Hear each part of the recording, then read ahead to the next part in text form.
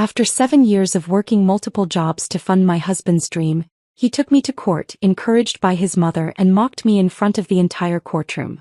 "She's only after my wealth," he smirked. "She never even worked a real job." But when I stood up and said, "Your Honor, I'd like to submit this prenup from Paris." "She's only after my wealth," Corbin smirked, his eyes cold as winter glass. "She never even worked a real job."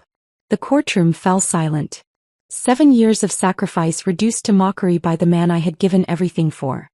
His mother Mia sat behind him, nodding smugly, her manicured nails tapping against the polished wooden bench.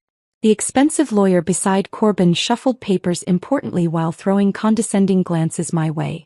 I stood up, my legs trembling but my voice steady. "Your Honor, I'd like to submit this prenup from Paris." The gasps were audible. Corbin's face drained of color as memories of that drunken night in Montmartre suddenly sobered him 7 years too late. But before I tell you how this ends, let me tell you how it began. I was 28 when I met Corbin Reynolds at a mutual friend's dinner party. Back then I was Cora Matthews, rising star at Meridian Financial Group, with a corner office and a salary that turned heads. My boss had just recommended me for the executive training program, the first stepping stone to senior management. "You're going places, Matthews," he'd said that very morning. "Not many analysts get this opportunity before 30.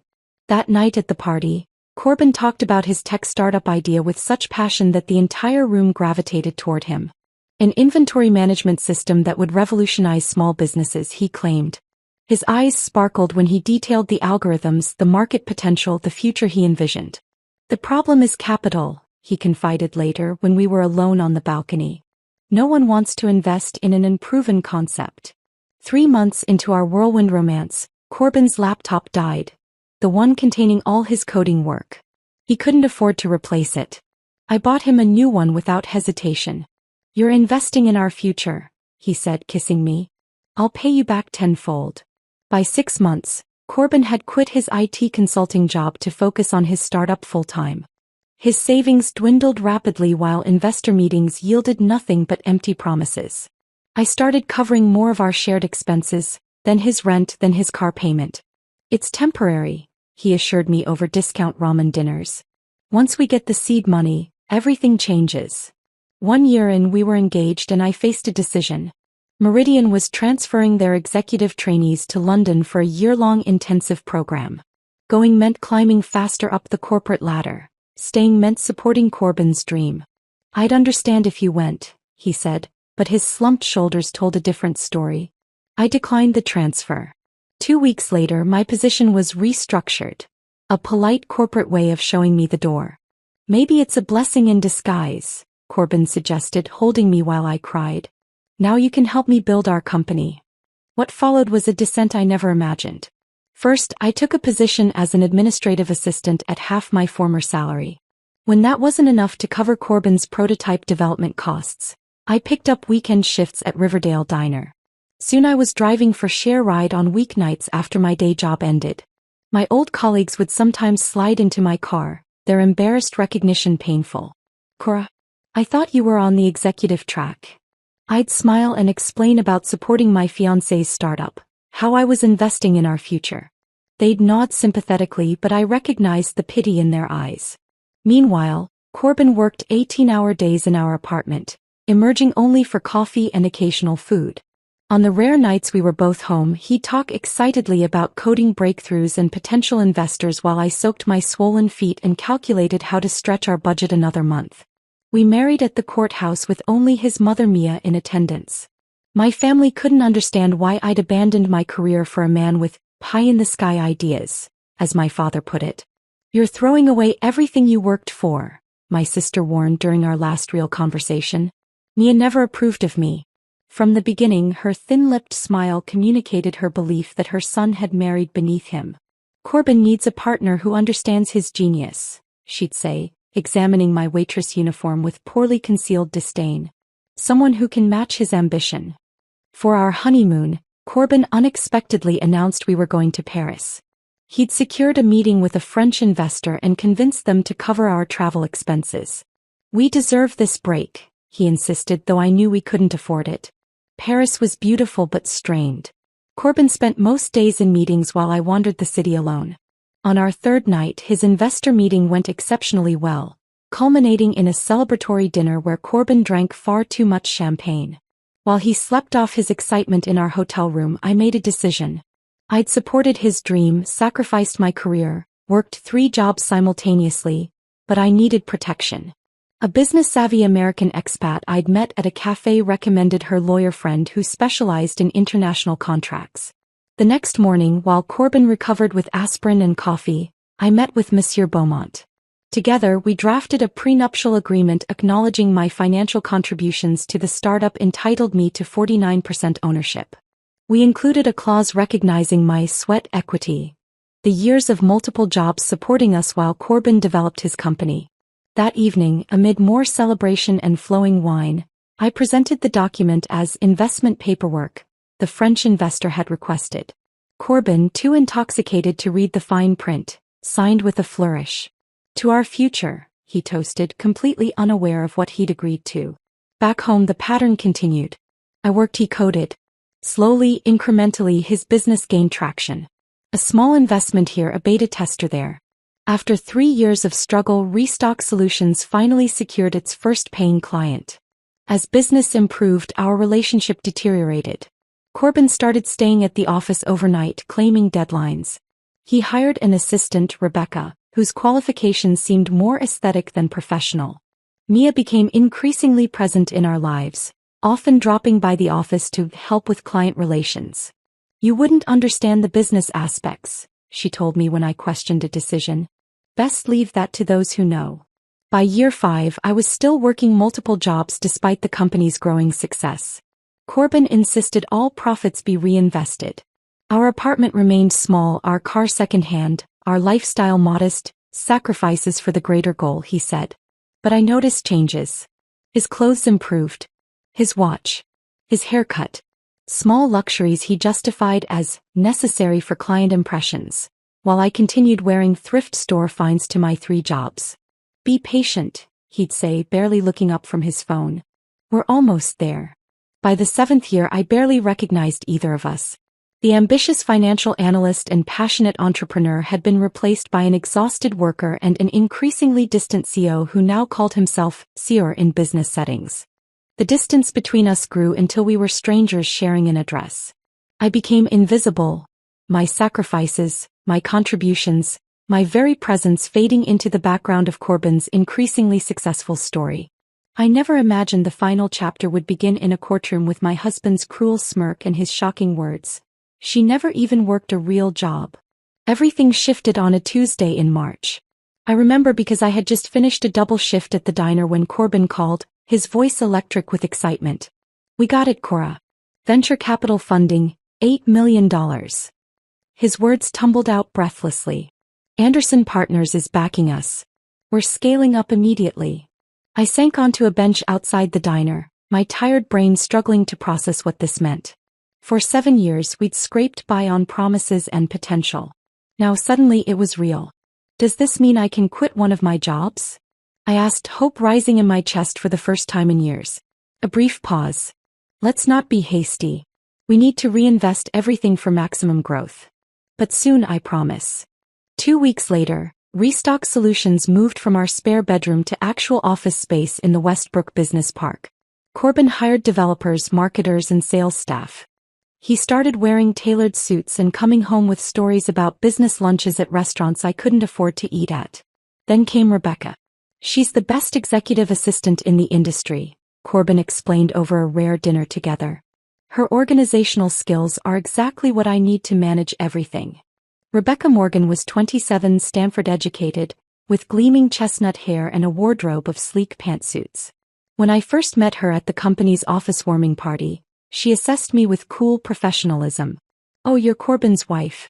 How fascinating to meet you." Her smile never reached her eyes.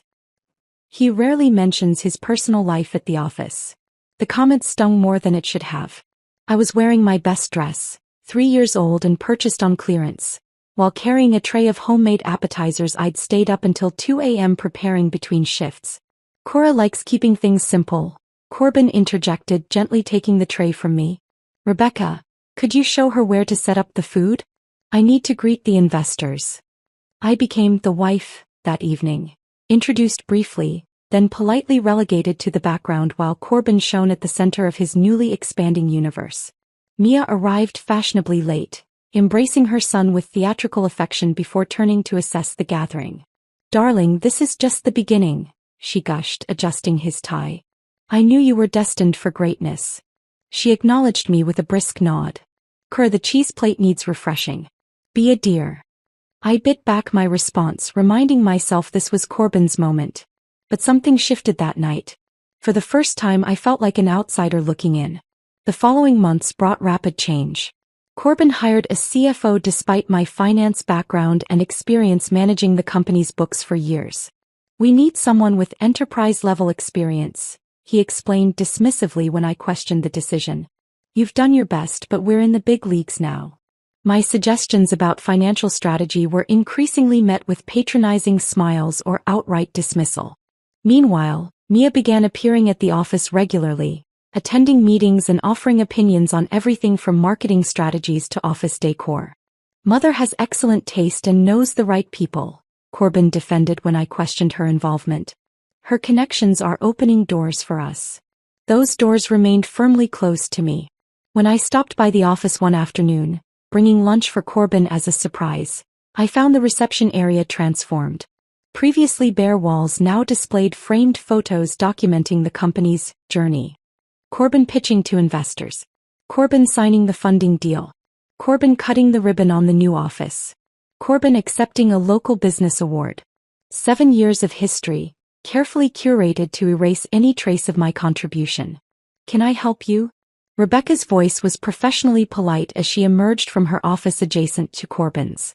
"I'm here to see my husband," I replied, suddenly feeling like I needed an appointment. "He's in meetings all afternoon.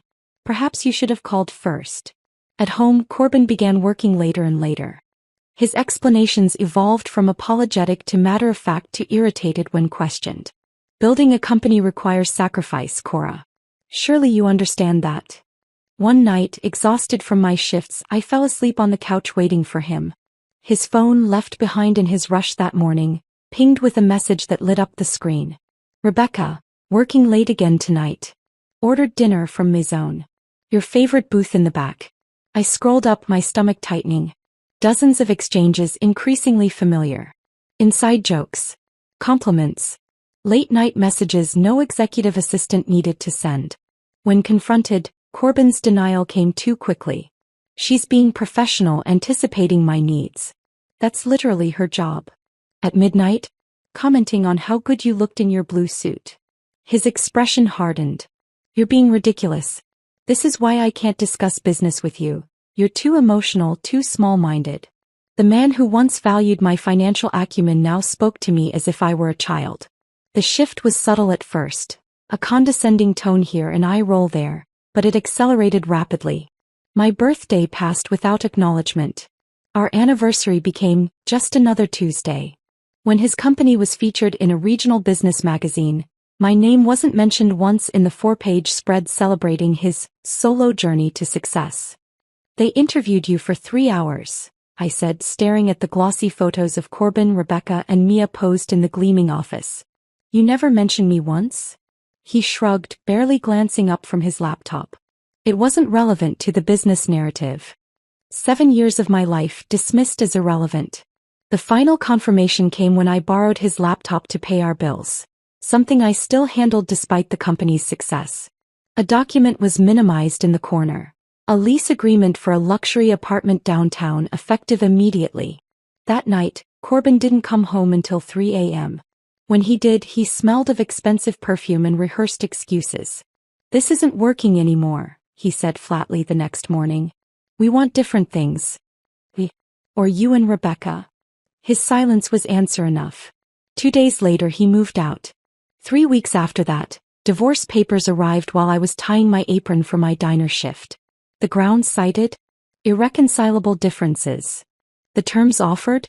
A generous one-time settlement that amounted to less than 6 months of his new salary. When I called Corbin in disbelief, Mia answered his phone. "He's very busy," she said, satisfaction evident in her voice. The lawyers will handle everything from here. Though frankly, dear, you should be grateful for his generosity. What exactly did you contribute besides being a temporary support system? As I hung up, I remembered the prenup from Paris, still sealed in its envelope and hidden in my old financial textbook from college. The one book Corbin would never think to open. The prenup felt heavy in my hands as I slid it back into the textbook. For a moment I hesitated. Was I really ready to go to war with the man I had once loved enough to sacrifice everything for? My phone buzzed with a text from my diner manager asking if I could cover an extra shift. The irony wasn't lost on me, still scrambling for hours while my husband leased luxury apartments. That night I made a decision. Before lawyers and courtrooms, Corbin deserved one last chance to do the right thing. I deserved one last chance to look him in the eyes when he refused. I arrived at Restock Solutions just after 6, when most employees would be gone. The receptionist, someone I'd never met, looked startled when I walked in. "I'm sorry, we're closed for appointments. You'll need to. I'm here to see Corbin Reynolds. I'm his wife." Her eyes widened slightly. "Oh. I didn't realize. Let me see if he's available." 5 minutes later, I was ushered into a corner office with floor-to-ceiling windows overlooking the city. Corbin sat behind an enormous desk, his expression carefully neutral. "This is unexpected," he said, not bothering to stand. "I thought we agreed to communicate through our attorneys." "No, you decided that." "I never agreed to anything." I remained standing, refusing the chair he half-heartedly gestured toward. "I want to hear it from you directly. After everything we've been through, after everything I sacrificed." "Here we go again with the sacrifices," he sighed, checking his watch. "Nobody forced you to work those jobs, Cora.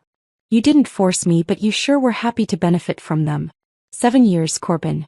I put you through 7 years of startup life. And I'm compensating you fairly for that time. The settlement offer is more than generous." I laughed, the sound hollow even to my own ears. 6 months of your salary for 7 years of my life? That's your definition of generous. What exactly do you think you're entitled to? His voice took on an edge. You didn't code anything. You didn't pitch to investors. You didn't build client relationships. I kept a roof over our heads. I paid for the prototypes, the equipment, the conferences. Small contributions in the grand scheme. The casual dismissal felt like a physical blow. In that moment I realized the man I married was truly gone. Or perhaps he'd never existed at all. "Are you sleeping with Rebecca?" I asked bluntly. His momentary hesitation told me everything. "My personal life is no longer your concern," he replied coldly. "It became my concern when you were still sharing my bed while pursuing her. Was she the reason for all those late meetings?" Corbin stood abruptly. "I don't have to justify myself to you. Rebecca understands what it takes to build something meaningful. She supports my vision without constant complaints about money or attention. I supported your vision when it was nothing but lines of code on a second-hand laptop. I supported you when we ate ramen for dinner 4 nights a week so you could buy server space." The door opened before he could respond. Mia stood there, her perfect blowout and designer suit making me acutely aware of my waitress uniform. "I thought I heard raised voices," she said, eyes narrowing at me. "Corbin, you shouldn't be speaking to her alone. That's what we're paying the attorneys for." "We?" I echoed. "Since when are you paying for anything, Mia?" She stepped fully into the room, closing the door behind her. "I have always been my son's strongest advocate. Something you clearly failed at." "She was just leaving," Corbin said dismissively. Mia placed a manicured hand on her son's shoulder. "Darling, this is exactly what I warned you about. The moment you achieved success, she shows up making demands." "I'm making demands?" I was incredulous. "I came here hoping for an honest conversation with my husband." "Ex-husband," Mia corrected smoothly. "Or very soon to be. The papers have been filed." "I'm aware. They were served to me between shifts at one of those jobs you both seem to think don't qualify as real work." Corbin at least had the decency to look slightly embarrassed. "The timing wasn't intentional." "Nothing ever is with you, is it?" I moved toward the door, then paused. "Just tell me one thing. Was any of it real? Did you ever actually love me, or was I just a convenient funding source until something better came along?" His eyes met mine briefly, then slid away. "We wanted different things. It's that simple. Such a shame, Mia added, unable to resist twisting the knife. All those years wasted on someone who clearly wasn't your equal. But you've upgraded nicely. As if on cue, Rebecca appeared in the doorway, her expression shifting from confusion to cool assessment when she saw me. Sorry to interrupt. The investors are on the conference line. We'll be right there, Corbin replied, gratitude for the interruption evident in his voice. I looked between the three of them, my husband, his mother, his mistress, and felt something break free inside me. Not my heart, that had been breaking slowly for months. This was different. This was the last thread of hope that there might be some amicable resolution, some acknowledgement of our shared history. Goodbye, Corbin, I said quietly, walking past Rebecca without a second glance. That night, I sat alone in what had once been our apartment, surrounded by the modest furnishings we'd collected over 7 years of struggle. Photos still hung on the walls, evidence of happier times, of the dreams we'd shared. I took them down one by one. For 3 days I moved through my shifts mechanically, serving food, taking orders, driving strangers across town, all while a storm raged inside me. Disbelief gave way to crushing sadness, then to something I hadn't expected: anger. Not just at Corbin or Mia or Rebecca, but at myself. For believing in someone who saw me as nothing more than a stepping stone. For shrinking myself to fit into the space he'd allowed me. For forgetting my own worth. On the 4th day I called in sick to all 3 jobs. Instead, I visited the college library where I'd once studied finance, where ambitious, confident Cora Matthews had planned her rise through the corporate world before she met Corbin Reynolds. I opened my old textbook and removed the Paris prenup from its hiding place. Then I called the number of an attorney a regular customer at the diner had once given me, just in case. Marilyn Chin answered on the second ring. "This is Cora Reynolds," I said, my voice steadier than it had been in weeks. "I understand you specialize in divorce cases involving businesses and hidden assets." "I do," she replied. "Why don't you tell me your situation?" As I began to explain, I felt something shifting inside me, the first sparks of determination replacing the ashes of what had been. This wasn't just about money or revenge. This was about reclaiming 7 years of erased contributions. About standing up and being counted. About becoming visible again. Marilyn Chin was everything I needed in a lawyer. Sharp, uncompromising, and undeterred by Corbin's growing status in the business community. Unfortunately, her expertise came with a price tag that threatened to deplete my meager savings within weeks. "I can offer you a payment plan," she suggested during our second meeting, her eyes softening briefly. "But I won't sugarcoat this. Going up against a well-funded opponent is challenging." "I've been living on challenging for 7 years," I replied. "I'm not backing down now." When the first court date arrived, I'd pawned my engagement ring to cover Marilyn's retainer. The small diamond had once seemed like the most precious thing in the world. Corbin had saved for months to buy it. Now it represented just another sacrifice in a long line of them. I arrived at the courthouse 30 minutes early, dressed in the only business suit I owned, purchased for interviews long before I'd met Corbin. It was slightly outdated and a bit too loose after years of running between jobs had whittled away at my frame. Marilyn met me on the courthouse steps, her sleek briefcase and confident stride a stark contrast to my nervous energy. "Remember what we discussed," she said quietly as we walked through security. "Stay calm, answer only what's asked, and let me handle the objections." We were the first to arrive in the assigned courtroom, a tactical decision on Marilyn's part to help settle my nerves. 20 minutes later, the doors swung open with theatrical timing. Corbin entered first, wearing what I recognized as a custom-tailored suit that probably cost more than 3 months of my rent. Behind him strode a phalanx of 4 attorneys, each carrying identical leather portfolios embossed with the gold logo of Harrington and Walsh, one of the city's most prestigious law firms. Rebecca followed, dressed in a conservative navy dress that successfully communicated professional colleague rather than other woman. Her eyes met mine briefly before sliding away. Last came Mia, her entrance carefully calculated for maximum impact in her cream designer suit and pearl earrings. She placed a protective hand on Corbin's shoulder as they took their seats, deliberately angling her body to create a visual barrier between us. "Well," Marilyn murmured, "they certainly want to put on a show." Judge Eleanor Mackenzie entered the courtroom precisely at 9.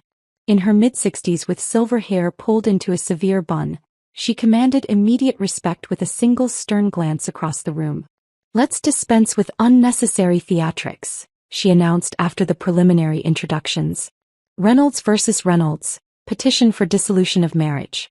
I've reviewed the initial filings. Mr. Harrington, you may begin." Lawrence Harrington, senior partner and lead counsel for Corbin, approached the podium with the confidence of a man who'd never lost a case. "Your Honor, this is a straightforward matter. My client, Corbin Reynolds, founder and CEO of Restock Solutions, is seeking an equitable dissolution of his marriage to Cora Reynolds. We've offered a generous settlement that Mrs. Reynolds has inexplicably rejected." "We reject the characterization of generous, Your Honor," Marilyn countered immediately. "My client contributed substantially to building Mr. Reynolds' business over 7 years of marriage. The proposed settlement represents a fraction of her rightful share." Harrington's smile didn't reach his eyes. "Perhaps we should establish exactly what contributions Mrs. Reynolds made to her husband's business success." What followed was a systematic dismantling of my work history. Harrington called Corbin to the stand first, establishing his credentials as a visionary entrepreneur who built something from nothing through sheer determination and brilliance. When the questioning turned to me, the tone shifted dramatically. "Mr. Reynolds, what employment did your wife maintain during your marriage?" Corbin cleared his throat.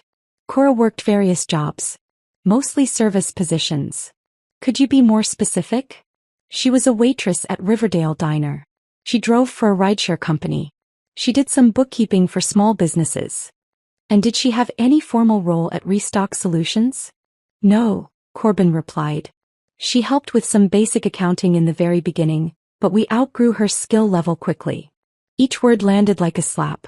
7 years of my life reduced to various jobs and skills that were quickly outgrown. When it was my turn to take the stand, Harrington approached with practiced sympathy. "Mrs. Reynolds, could you tell the court your current employment situation?" "I currently work 3 jobs. I'm an administrative assistant at Westbrook Medical Center during the day, I waitress 4 evenings a week, and I drive for ShareRide on weekends." "And your annual income from these combined positions?" I swallowed hard. "Approximately $43,000 last year." "Less than 1/10 of your husband's current salary," Harrington observed.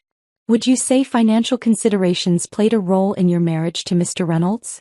Marilyn objected immediately. "Argumentative and offensive, Your Honor."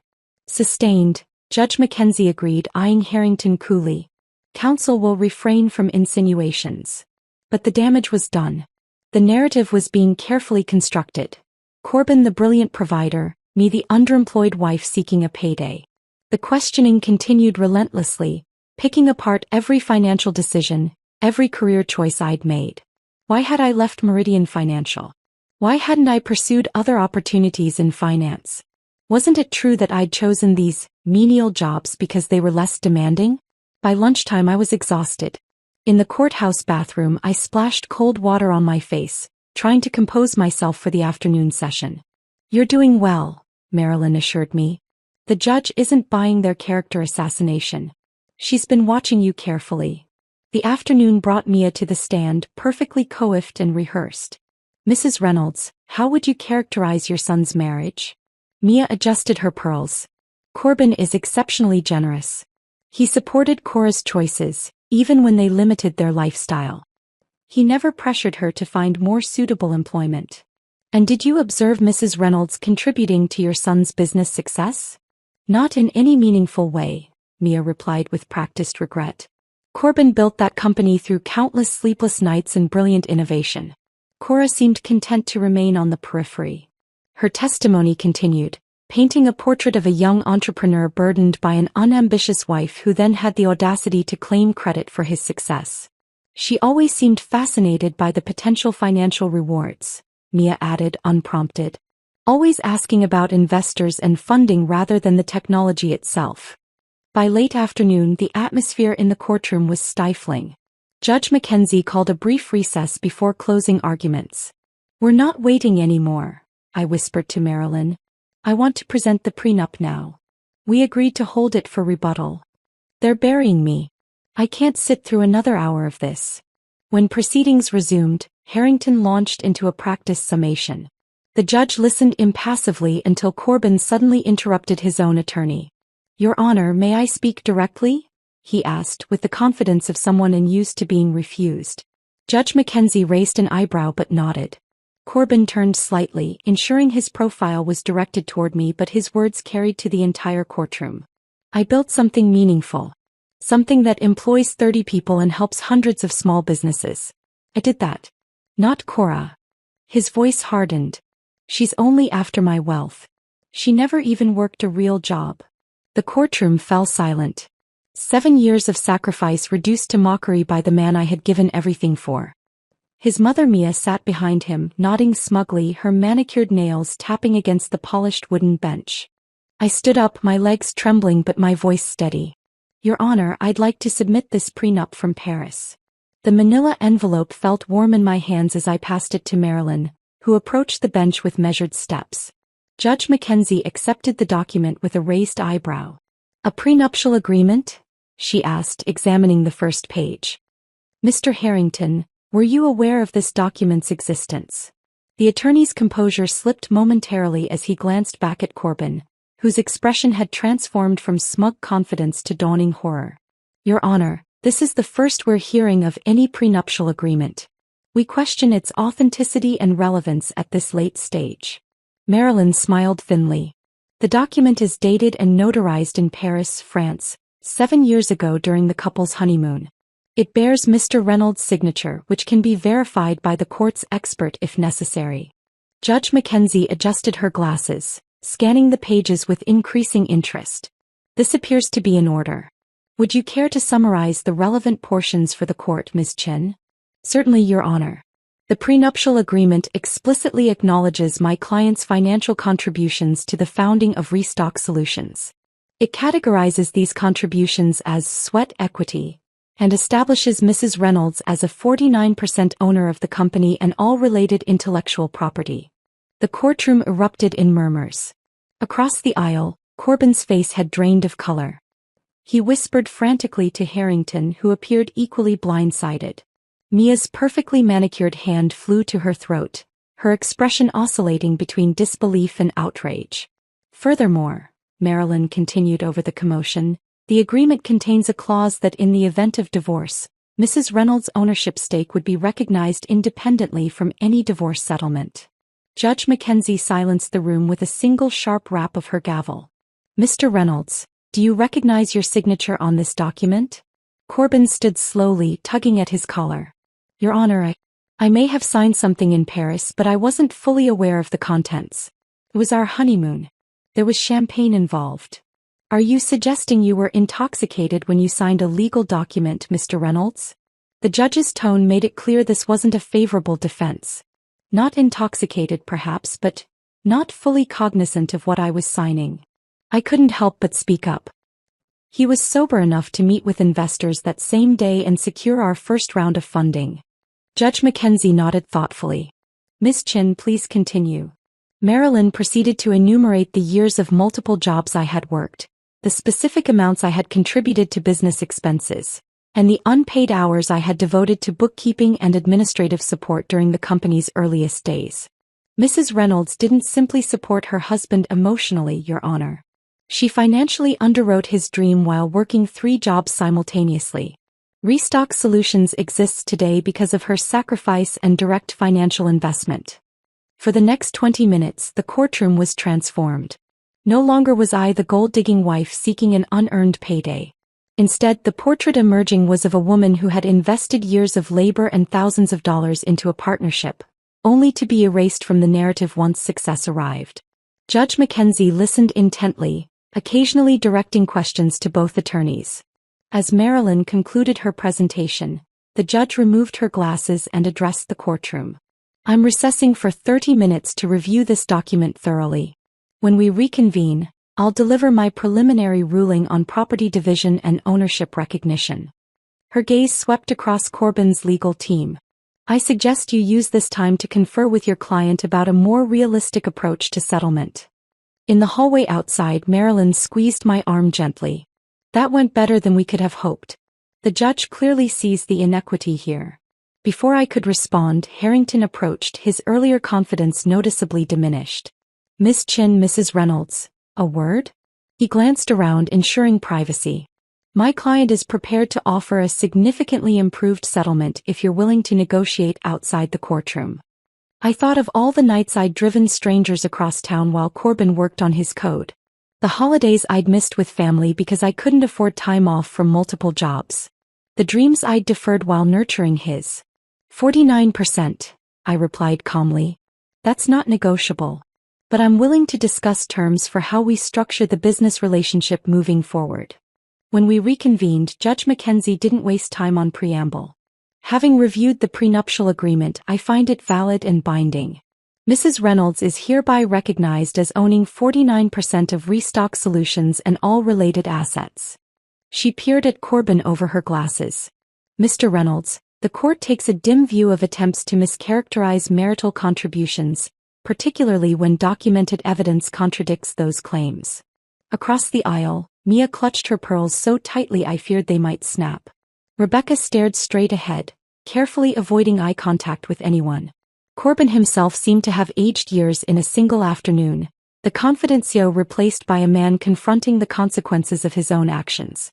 "Furthermore," the judge continued, "given Mrs. Reynolds' significant ownership stake in a growing company, I'm denying the motion for spousal support as unnecessary. The parties will attend mediation to determine how to structure their business relationship moving forward, or alternatively, to negotiate a buyout of Mrs. Reynolds' interest at fair market value." As we left the courtroom, I felt strangely hollow. The victory was complete, the vindication absolute. But 7 years of my life had still been reduced to percentages and dollar amounts. No legal ruling could restore the trust one had lost, not just in Corbin but in my own judgment. Outside on the courthouse steps, reporters had gathered, alerted to the unexpected twist in what had appeared to be a routine divorce case.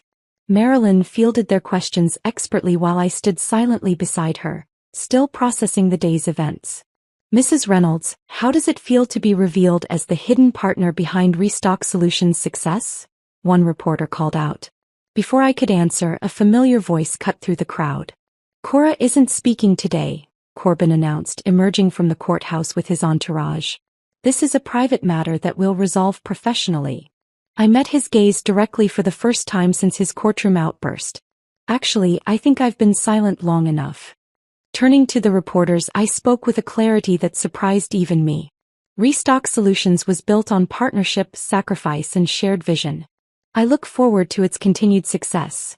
Whether I remain involved or not will depend on how genuine the commitment to partnership proves to be moving forward. 1 year later, I stood at the window of my downtown office, watching the city lights flicker on as dusk settled. After months of tense negotiation, Corbin and I had reached an agreement. A structured buyout of my ownership stake, with payments spread over 5 years to avoid destabilizing the company. The terms were favorable enough to allow me to launch Matthews Financial Advisors, specializing in helping women entrepreneurs secure funding and protect their interests. The irony wasn't lost on me. My years of struggling alongside Corbin had given me an education no business school could provide. My assistant knocked gently before entering. "Your 5 o'clock is here. And these just arrived." She placed a bouquet of lilies on my desk alongside a small envelope. Inside was a brief note. "Congratulations on the Forbes feature. You deserve the recognition." See, the magazine had named me one of their entrepreneurs to watch, highlighting both my new venture and the story behind it. The article had been fair to both Corbin and me, acknowledging his technical brilliance while crediting my financial stewardship during the critical early years. I didn't respond to the note. Some bridges, once burned, are better left as monuments to lessons learned. But I kept the flowers. That evening, as I met friends for dinner, real friends who had stood by me through the darkest days, I found myself genuinely laughing for perhaps the first time in years. The weight that had pressed upon me for so long had finally lifted. I had reclaimed not just my financial worth, but something far more valuable, my voice. And this time I wouldn't let anyone silence it again.